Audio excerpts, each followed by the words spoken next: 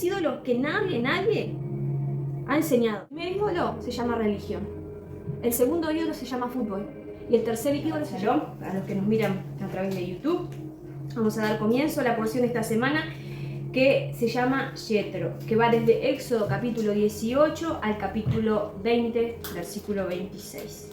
Yo la titulé como tres ídolos que nadie te dijo que debes quitar. Y antes que me digan, la mayoría que nos están mirando, va a decir, bueno, yo no tengo ídolos, yo dejé de ser católica, pero vamos a ver que hay tres ídolos que incluso dentro del cristianismo y dentro, no solo del cristianismo, sino dentro de, podríamos decir, el mundo religioso, de la gente que cree en Dios, los tiene y no sabe que los tiene. Entonces, para introducción vamos a leer, o como base vamos a tomar el capítulo 19, vamos a leer del versículo 1, no lo vamos a leer todo, pero todo este capítulo nos va a hablar del regreso de Yeshua. Proféticamente nos estaba hablando del regreso de Yeshua. Cuando Yeshua decía, si realmente creen a Moisés, me van a creer a mí, porque todo lo que Moisés hablaba de mí.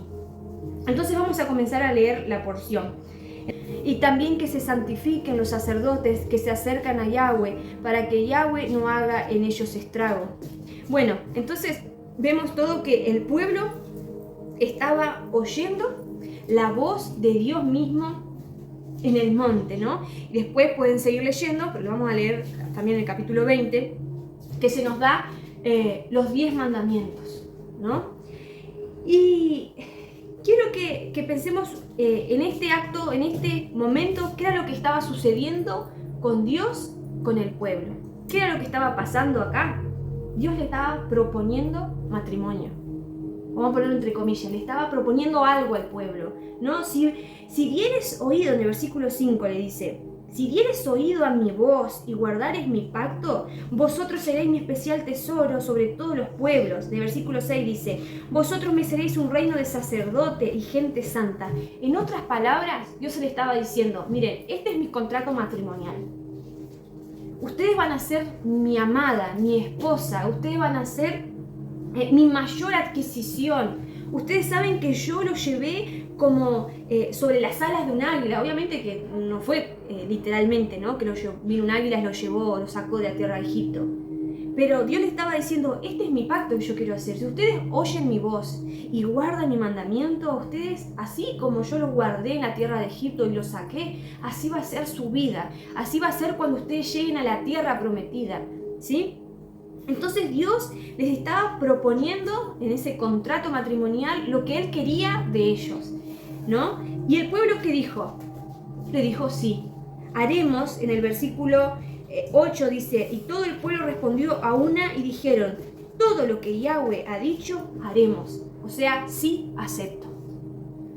Acepto oír la voz de Dios, acepto guardar sus mandamientos, para que Él sea nuestro Dios, para que Él sea nuestro esposo, el que nos provee, que nosotros seamos ese especial tesoro, esa adquisición hermosa que tiene Dios. Amén.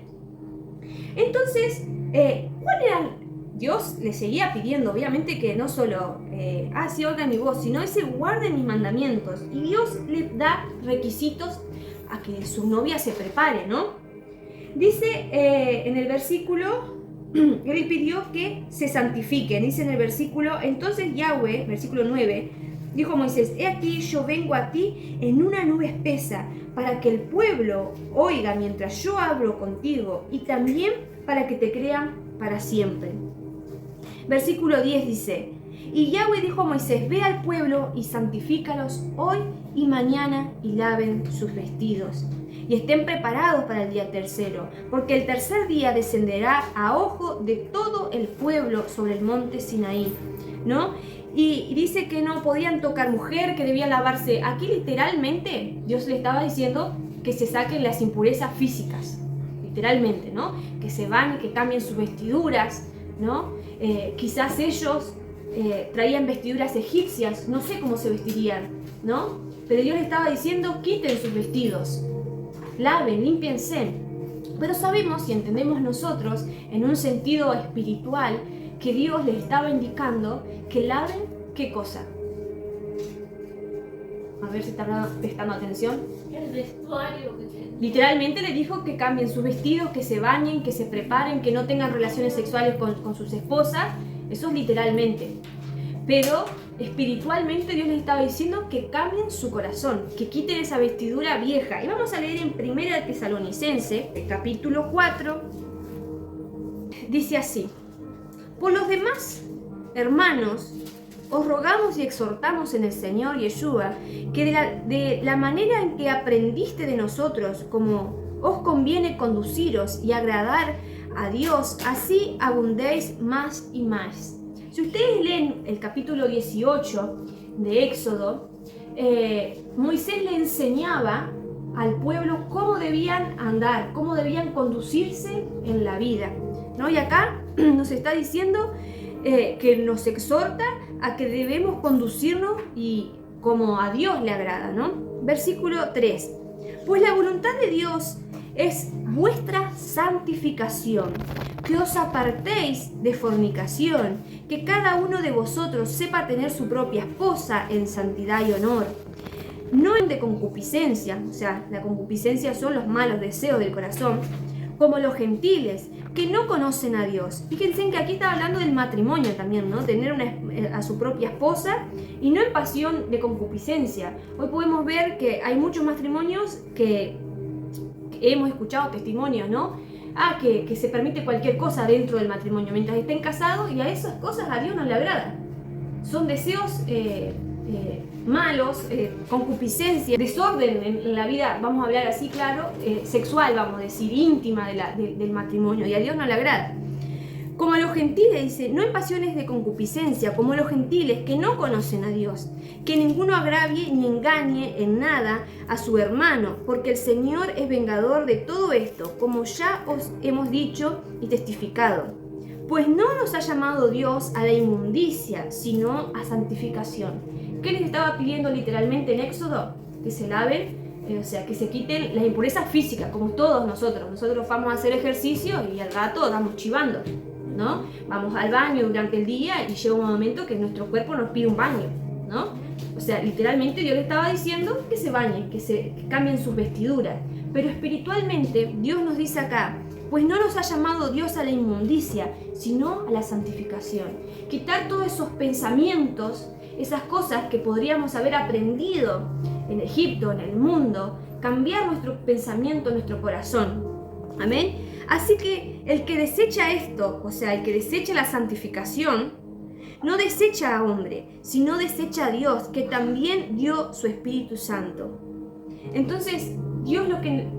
recuerden que todo este capítulo de Éxodo nos indica qué cosa, la venida de Yeshua.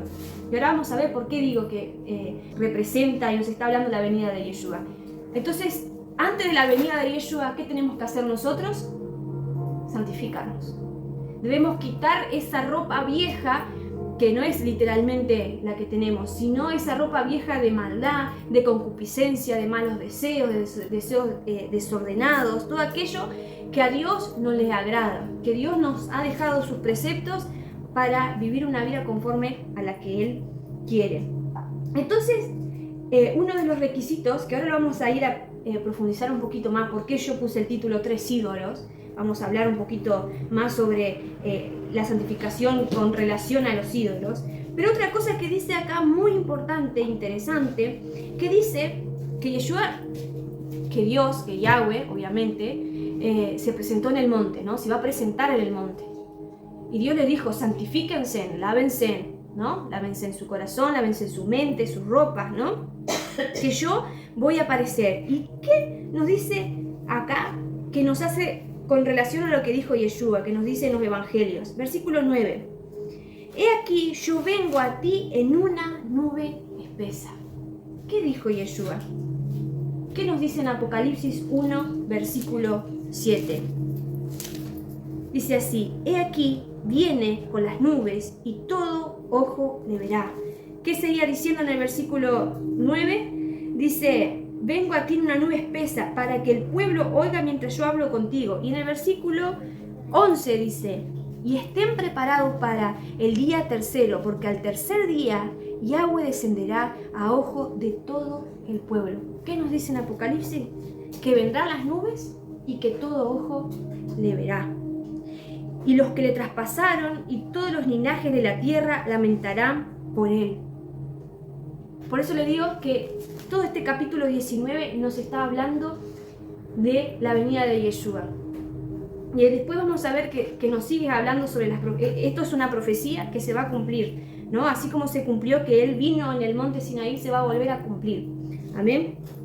Entonces, si nosotros seguíamos leyendo lo que en Tesalonicense nos hablaba de la santificación. Si ustedes siguen leyendo, nos hablaba acerca de la santificación, que Dios no nos llamó a inmundicia, sino a santificación, ¿no? Y siguen leyendo en el versículo 16, nos habla de la venida del Señor. Y dice, porque el Señor mismo con voz de mando, en el versículo 13 nos está hablando de la santificación, dice, tampoco queremos, hermanos, que ignoréis acerca de los que duermen. O sea, 16, porque el Señor mismo con voz de mando, con voz de arcángel, con trompeta de Dios, descenderá del cielo y los muertos en Cristo resucitarán primero. Luego nosotros, los que vivimos, los que hayamos quedado, seremos arrebatados juntamente con ellos en las nubes para recibir al Señor en el aire, y así estaremos siempre con el Señor. ¿Y qué dice acá? Con voz de mando, con voz de arcángel, con voz de trompeta. ¿Qué pasaba en el monte? Dice así. Y aconteció, versículo 16, que al tercer día, cuando vino la mañana, vinieron truenos, relámpagos y espesa nube sobre el monte, y sonido de bocina, de trompeta, muy fuerte, y se estremeció todo el pueblo que estaba en el campamento. Y Moisés sacó el campamento al pueblo a recibir a Dios, y se detuvieron al pie del monte. Y el monte Sinaí humeaba porque Yahweh había descendido, ¿no? Y dice que se estremecía.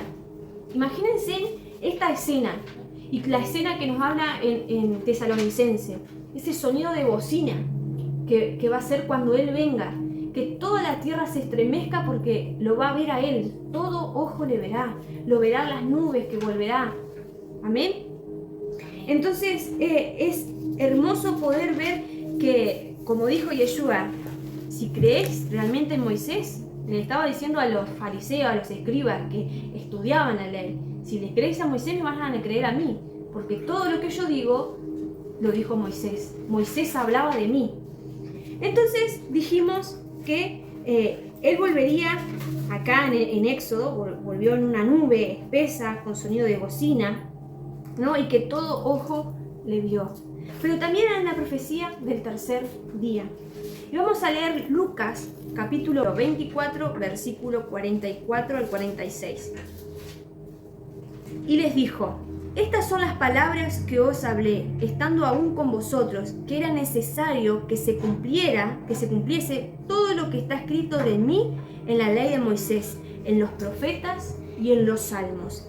Entonces le abrió el entendimiento para que comprendiesen las escrituras. Fíjense, para que se cumpliese todo lo que está escrito de mí en la ley de Moisés. Ahí podemos ver de quién estaba hablando acá en Éxodo capítulo 19, de Yeshua. Dice, en los profetas y en los salmos. Entonces le abrió el entendimiento para que comprendiesen la escritura. Ellos por años habían estudiado la Torá y no se habían dado cuenta que todo lo que habló Moisés, los salmos y los profetas, hablaba de lo que iba a hacer Yeshua. Y les dijo, así está escrito, y así fue necesario que el Cristo padeciera y resucitara de los muertos al tercer día. ¿Cómo? Resucitara al tercer día. ¿Dónde nos dice esto en los profetas sobre el tercer día? En Oseas capítulo 6, versículo 2.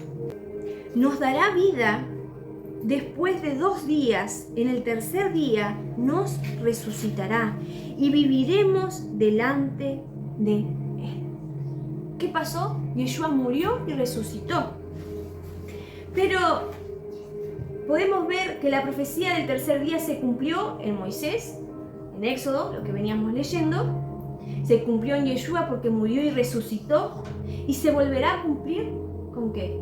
Al tercer día con su regreso. Y ahora vamos a ver por qué todo tiene relación con Éxodo capítulo 19. Entonces quiero que hagamos esta comparación del Antiguo Testamento y del Nuevo Testamento. En la ley de Moisés podemos ver la imagen del cordero, aquel cordero que se sacrificó y se pintó en los dinteles de las puertas. ¿Se acuerdan?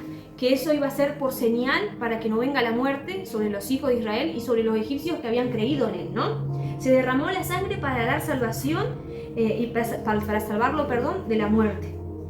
Al tercer mes, nos dice en Éxodo 19, recordemos, Éxodo 19, versículo 1 dice: en el mes tercero de la salida de los hijos de Israel, a los 3 días, él dijo que iba a volver ¿a dónde?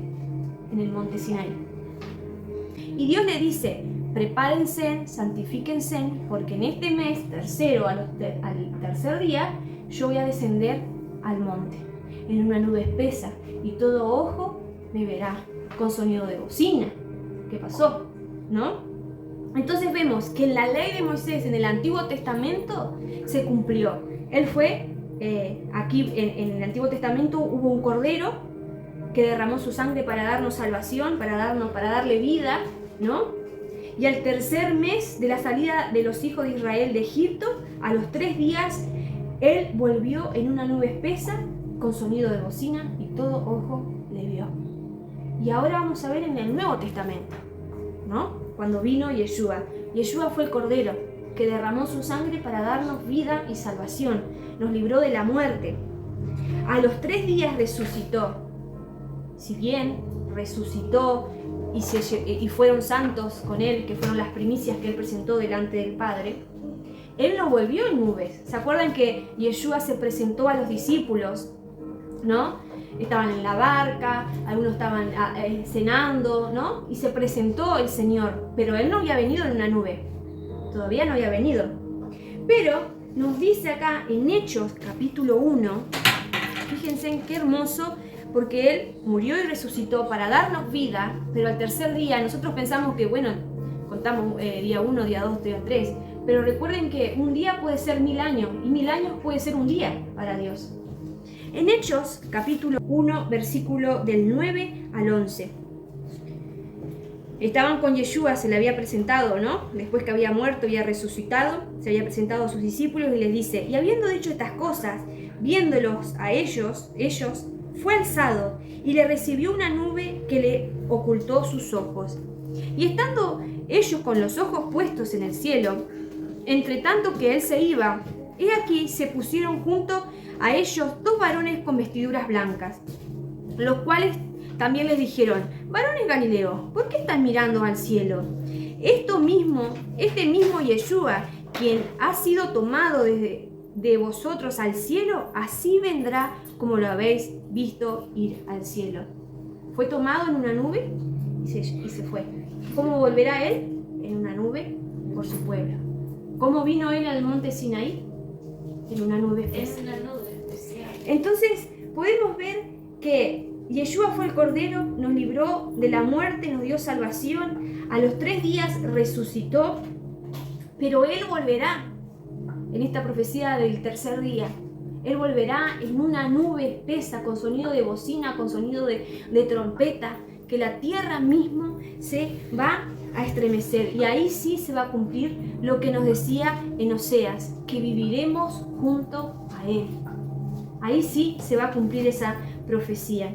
Entonces, ¿qué nos queda a nosotros mientras esperamos que venga Yeshua en las nubes? ¿Qué dijimos hoy? Santificarnos, prepararnos. Y una cosa que hoy quiero hablar es sobre los ídolos. Y como dije, bueno, yo ya dejé las imágenes y la mayoría de las personas que nos pueden ver a través de YouTube me pueden decir: bueno, pero yo soy creyente hace muchos años, yo no tengo ídolos, yo no tengo imagen, no me arrodillo ante ninguna imagen y bla, bla, bla, bla. Pero el enemigo es tan astuto que no se va a venir a disfrazar a un creyente con una estatuilla de una virgen. Obviamente que un creyente que conoce la palabra de Dios va a rechazar eso, ¿no? Pero, ¿cómo debemos nosotros santificarnos? Nos dijo: oyendo la voz y guardando sus mandamientos. Y en el capítulo 20 comienza a dar sus mandamientos, las 10 palabras, los 10 mandamientos. ¿Y cuál es el primer mandamiento? A ver si se acuerdan, que Dios nos mandó, nos dijo que no nos hagamos imágenes, que no tengamos ídolos, otros dioses delante de Él, o sea, que ocupen. Entonces, ¿qué es la idolatría? Todo aquello que ocupa el lugar de Dios. Eso es la idolatría. Todo aquello el lugar que le pertenece a Dios en nuestro corazón, que está en primer lugar, eso es una idolatría. Y podemos abarcar un montón de cosas. Nos imaginamos acá. Bueno, dice así, capítulo 20 de Éxodo. Y habló Dios todas estas palabras. El pueblo estaba oyendo la voz de Dios. Yo soy Yahweh tu Dios, que te saqué de la tierra de Egipto, de casa de servidumbre. No tendrás dioses ajenos delante de mí. Ellos se habían acostumbrado, muchos se habían criado en Egipto y se habían criado con diferentes dioses. El dios de la tierra, el dios de la guerra, el dios del río, el dios de las cosechas, el dios de todo tenían. ¿Qué fue lo primero que Dios le dijo? No tendrás dioses ajenos. No te harás imagen ni semejanza delante, ni lo que está arriba en los cielos, porque había dioses hechos de aves, ¿no? Ni en las aguas debajo de la tierra había dioses que eran peces, lo que sea, ¿no? Se hacían estatuillas. Y Dios le demostró que con un solo Dios, porque Dios es uno, pudo hacer todas esas maravillas y milagros y señales. No necesitó el Dios de la guerra, el Dios de la cosecha, ¿no? Dios solo, uno solo. Y el primer mandamiento que Dios mandó, no te harás imagen. Y como dije y repito, bueno, yo no me hice una imagen, pero en nuestro corazón, en nuestra mente, nos hacemos una imagen, a nuestro parecer, a nuestra imagen, ¿no? A lo que a nosotros. Entonces la idolatría es todo aquello que ocupa el lugar de Dios. Entonces voy a nombrar los 3 ídolos que nadie ha enseñado. Y no por decir, ahora la única que va a enseñar, no. Pero capaz que no nos habíamos dado cuenta de esto. El primer ídolo se llama religión. El segundo ídolo se llama fútbol. Y el tercer ídolo se llama política. Parece una tontería. Pero muchos, ahora vamos a ir viendo cuál es el ídolo de la religión. Y hablo de todas las religiones, cristiana, evangélica, pentecostal, musulmana, budista, metodista, adventista, todo tipo de religión que crea una imagen a su parecer, a su conveniencia, ¿no? Que crea en su mente y en su corazón, bueno, yo creo en Dios así. Y muchas de este ídolo, vamos a decir, que es la religión, se ha creado para dominar a las personas, a los pueblos. Para tenerlos bajo su yugo. Por ahí empezó como una buena intención,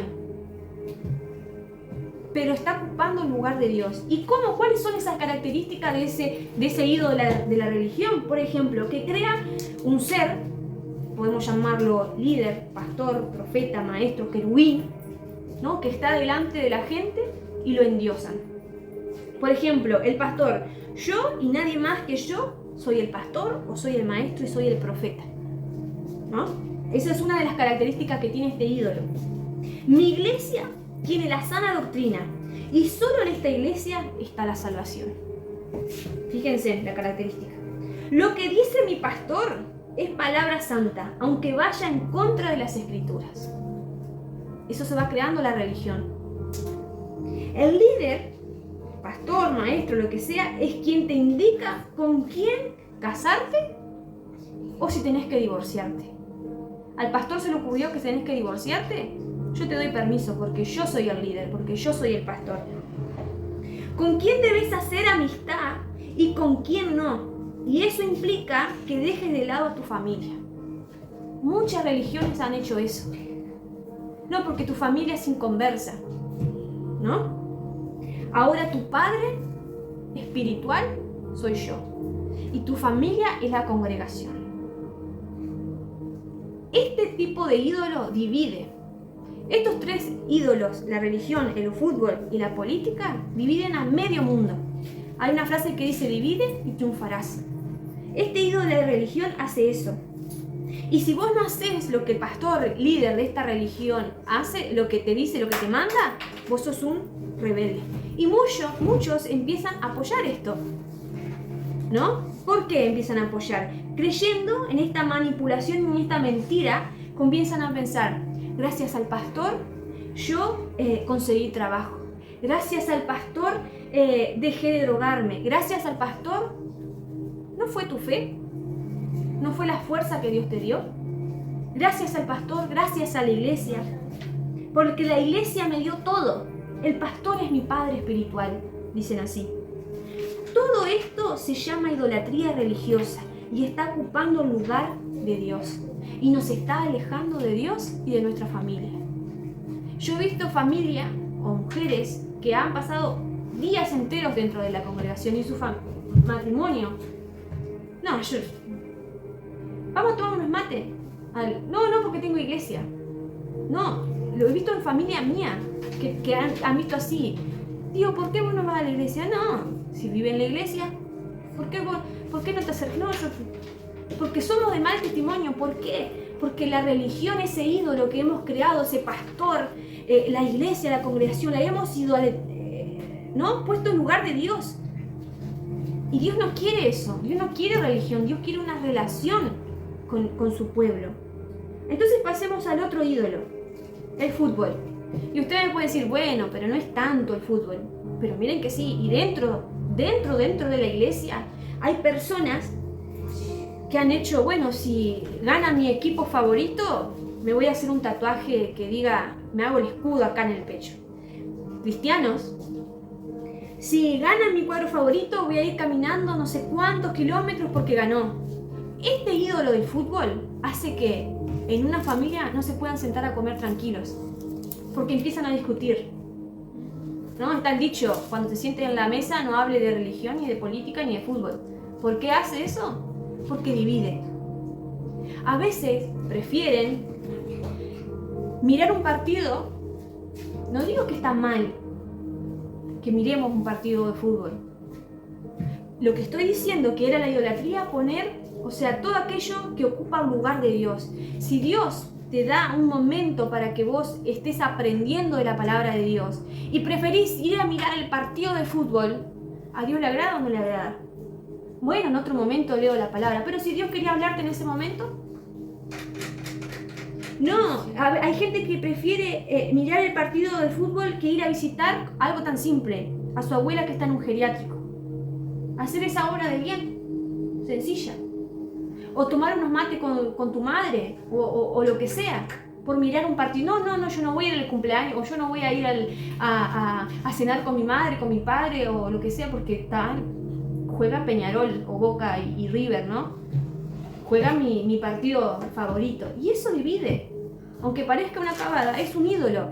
Por ejemplo, a Maradona, ¿qué le hicieron? La mano de Dios. El ídolo de la gente argentina y del mundo. Lo han puesto como el lugar de Dios. ¿Qué hizo? Un hombre drogadicto que le pegaba a las mujeres. ¿Dónde está? Y gente creyente, hermano. No es que, bueno, la gente... No, gente creyente. Entonces pasemos al tercer ídolo, que se llama política. Y me parece absurdo, igualmente que el fútbol, defender políticos o defender cuadros de fútbol que tienen ideologías. A mí, este partido político me dio todo lo que tengo. Con este gobierno pude comprarme tal cosa, mi casa. Y no importa si el gobierno vaya muchas veces en contra de las escrituras, es que esté a favor del aborto, del matrimonio igualitario, no importa si el político es un sinvergüenza. Mientras que a mí me dé lo que yo quiera o obtener todo lo que yo desee, no importa. Este partido a mí me ayudó. Y me gustó una entrevista que vi que decían, ¿qué te parece Milei? Un joven.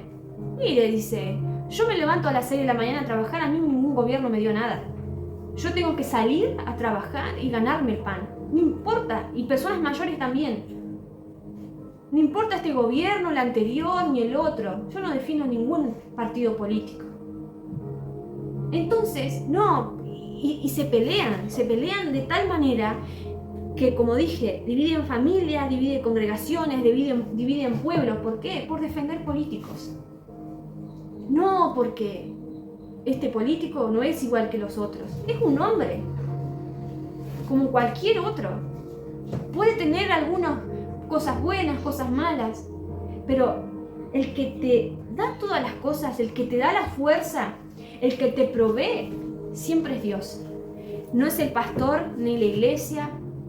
Algunos dicen, a mí el fútbol me da alegría, a mí el fútbol me sacó de la depresión, a mí el político me dio una casa, a mí el partido político, el gobierno hizo que yo tuviera tal cosa. Es Dios, no es el hombre el que te da las cosas. Uno se tiene que esforzar y trabajar, como decía este joven que escuchaba la entrevista. Yo me levanto a las 6 de la mañana, trabajo, hago lo que tengo que hacer, ahorro, me administro y así la voy llevando. Entonces, todo lo que tenemos es porque Dios nos ha dado la fuerza y así ha querido. Ni la religión, ni el fútbol, ni la política, ni nada. ¿Y Dios qué nos está queriendo decir? Que quitemos, así como le dijo, cambien sus vestiduras, quitemos ese ídolo de nuestros corazones, que reconozcamos que todo lo que tenemos es gracias a Él y porque Dios lo ha querido, ¿no? Porque la venida de Dios está a las puertas, o sea, es a Él, denle la gracia a Él. No puede ser que por estos 3 ídolos el pueblo de Dios se esté dividiendo. Y creyentes dentro, no lo del mundo, no hablo solo del mundo porque el mundo ya está dividido, pero hablo de aquellos que tienen fe en Dios, que se están dividiendo por estos 3 ídolos.